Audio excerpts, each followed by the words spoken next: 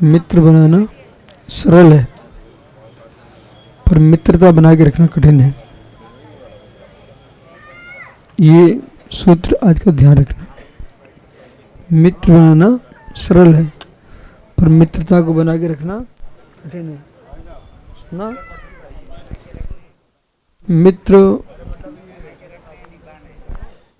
मित्र जो है आपकी आंखों से बन सकता, दो मिनट की प्रीति से बन सकता, पर मित्रता 2 मिनट के लिए नहीं होती है। मित्रता जीवन पर्यंत के लिए होती है।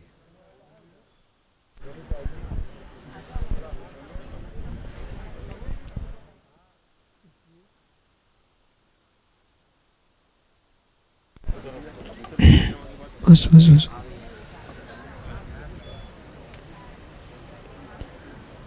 दीक्षा 15-20 मिनट में हो जाती है, पर दीक्षा जीवन पर्यंत के लिए होती है। ये 7 फेरे 30 मिनट में हो जाते हैं, पूरी शादी। बाकी नाटक अलग है, मंडप में 30 मिनट में सब काम हो जाता है, पर 30 मिनट जो है ना जीवन पर्यंत के लिए होते हैं। 30 मिनट के चक्कर काट लेना सरल है, परंतु जीवन में कैसे निर्वाह करेंगे ये विवेक होना चाहिए। शादी करके शादी तोड़ते हैं, उनसे बड़ा कोई जगह तो मूर्ख नहीं होता। पहली अज्ञानता तुमने शादी की, महामूर्खता है कि तुमने शादी तोड़ी है। स्वयं का जीवन बर्बाद किया, दूसरे का जीवन बर्बाद किया।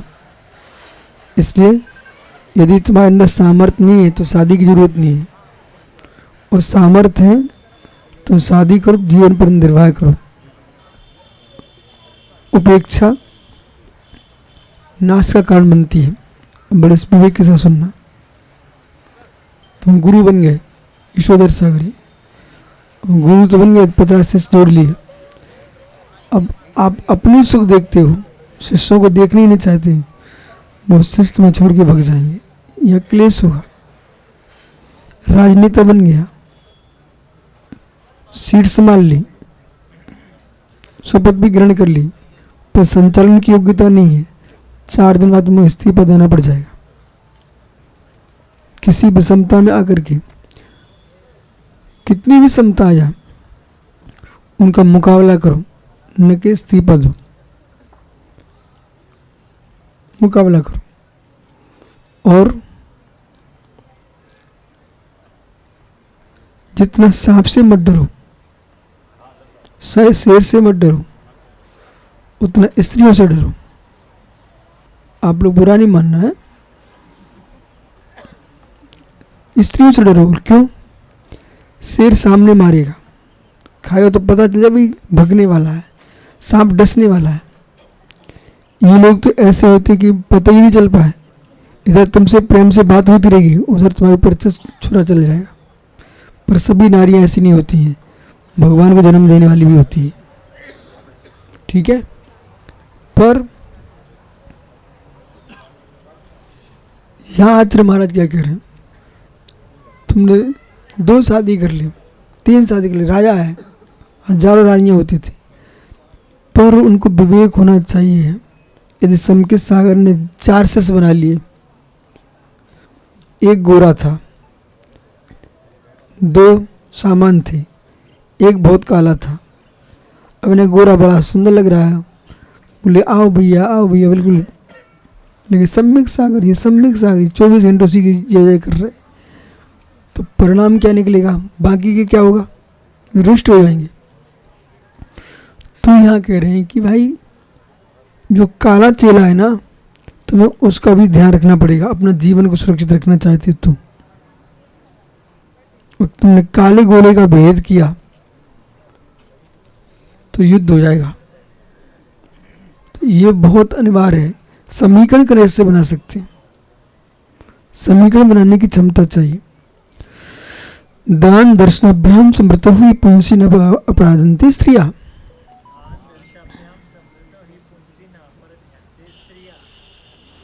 ये मूल बिंदु है।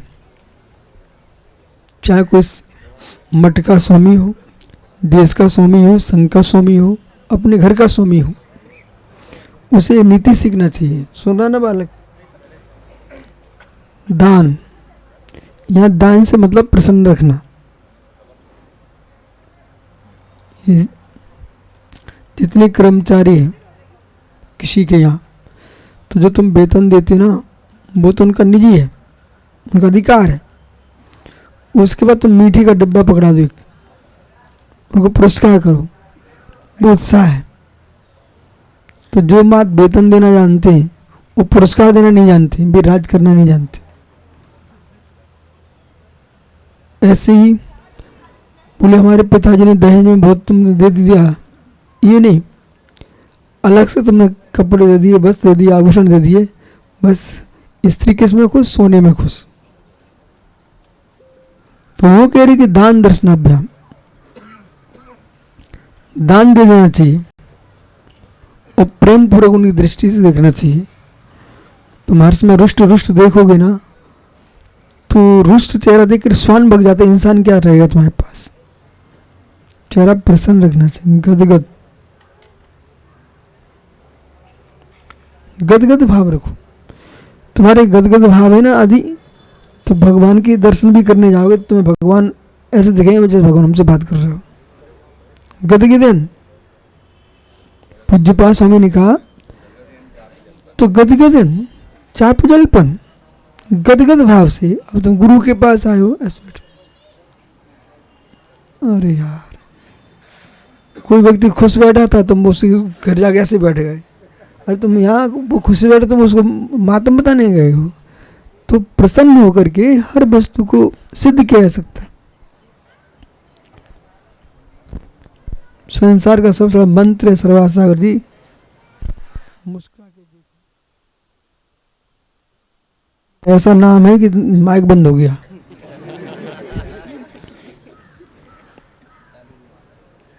गदगदियन,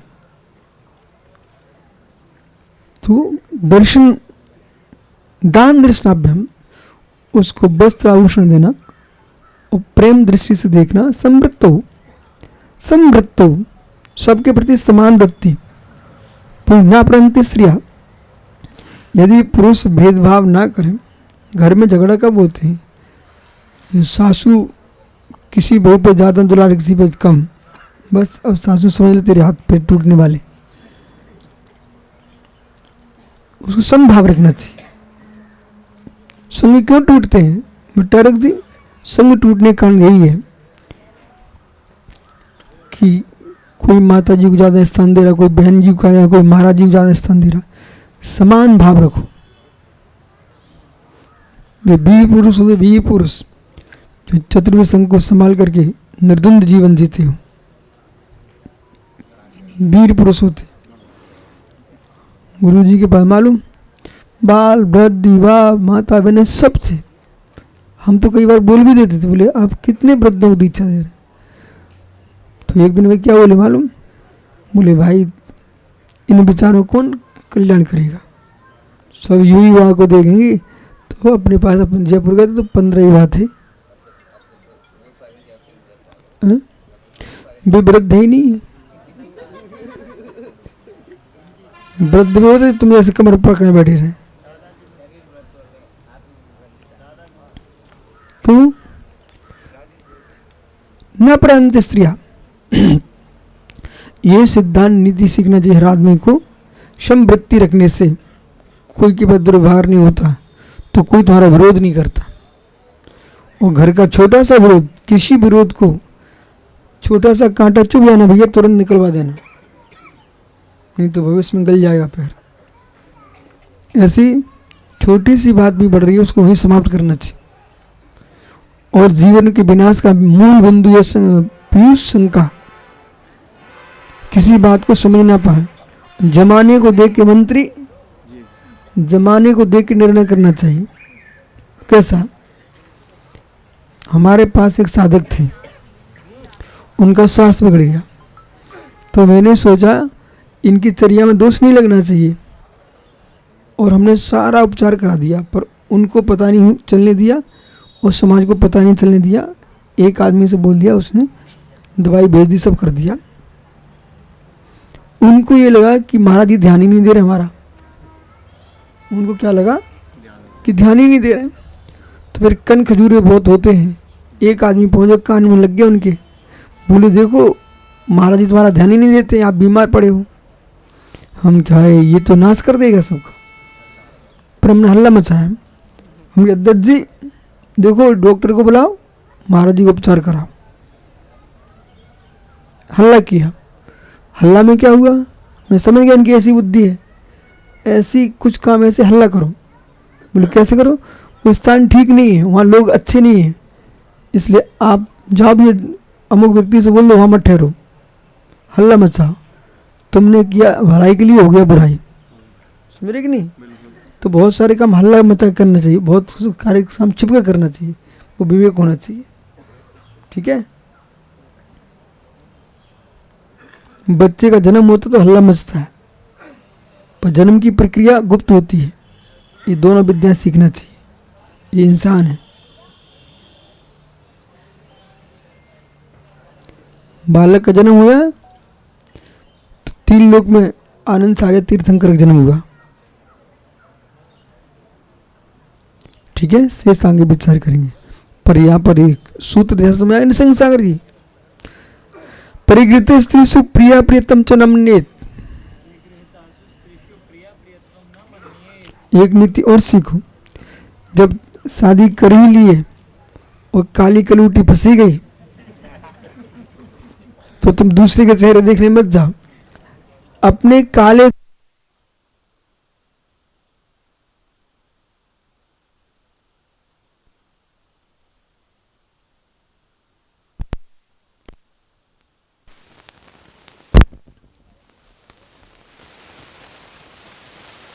सुब्रे साहब बैठे थे, एक महाराज थे उनके पास। वे थोड़े से मंद बुद्धि थे। एक आचार्य महाराज के पास एक मुनिराज थे, थोड़े मंद बुद्धि थे। और पर उनसे हमने कहा महाराज जी से तुमने बार बार डांटा मत करो। आचार्य महाराज से कहा डांटा मत करो। बोले ऐसा वैसा, मैं सुनो शांति से बैठे रहो आप, पहले सुनो हमारी बात को। चाहे ऐसे हो चाहे वैसे हो, तुम्हारे आचार्य करने वही करा रहा है, ये भी चला गया ना, तुम्हारे पास कोई नहीं आ रहा। इसलिए इन बच्चों से कह रहे हैं कि ये शादियाँ तुम्हारी हो जाएं, नाटक ज़्यादा मत करो। आजकल बिटियाँ कम हो गई हैं, तुम ऐसे ही घूमते रहोगे बेटा। समझ रहे कि नहीं। इसलिए संभल के जियो, माता बहनों को देवी मान के चलो। ठीक है। वो तुम्हारा पागलपन है, आप विवेकहीन थे इसलिए डर में पहुंचे, मैं समझ रहा हूँ। टुकड़े क्यों हुए, पागलपन से। विवेक पूर्वक जीवन जीना चाहिए। बहुत सारी गलतियों को जान करके भी ऐसा समझो कि ये हमारी जल्दी जान नहीं पा रहे हैं, ये नीति सीखो। हमें मालूम है कि सोमसार ने ये भूल की है, तब भी हम सोमसार से ऐसा चेहरा बना के बैठेंगे कि हमें पता ही नहीं हो। जब अपना जीवन जीना चाहे तो सबके बीच में, तो कोई परिवार में तुम्हारा नहीं होता, कोई घर का तुम्हारा नहीं होता है। हर व्यक्ति प्रेम का प्यारा होता है, वही तुम्हारा रहता है। और जिस दिन विपरीत हो ना, तो सग्गी माँ भी बेटे गला काट देती है। इसलिए आप किसी को अपना मानो मत। स्वयं के परिणाम तुम्हारे नहीं हो रहे, जगत को क्या मानते हो आप। सुबह के परिणाम शाम को नहीं रख पा रहे आप, तो अपने परिणामों पर विश्वास नहीं है तो दूसरे परिणामों पर विश्वास क्यों। इसलिए अपने ज्ञान पर लक्ष्य रखो। शेष आगे मिलेंगे भी, इसका अर्थ नहीं हुआ है। नमो नमो सिद्धांत रहे हैं गुरुदेव।